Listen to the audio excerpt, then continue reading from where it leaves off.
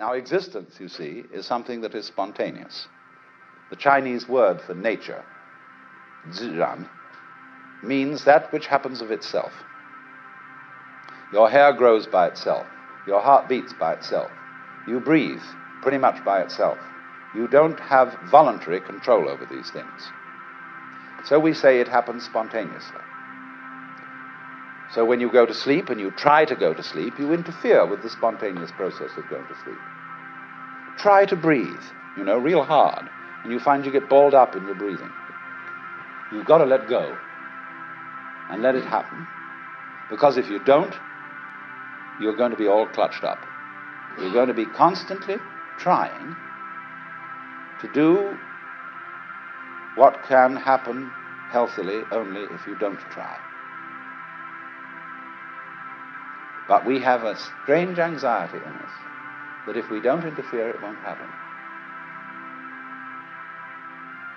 And that's the root of an enormous amount of trouble.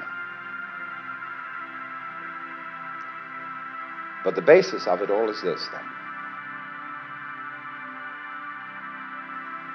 If we say, you must survive, or I must survive, life is earnest, and I've got to go on, then your life is a drag and not a game.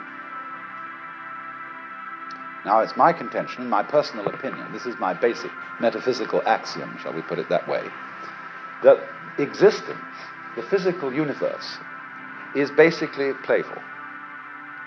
There is no necessity for it whatsoever. It isn't going anywhere. That is to say, it doesn't have some destination that it ought to arrive at.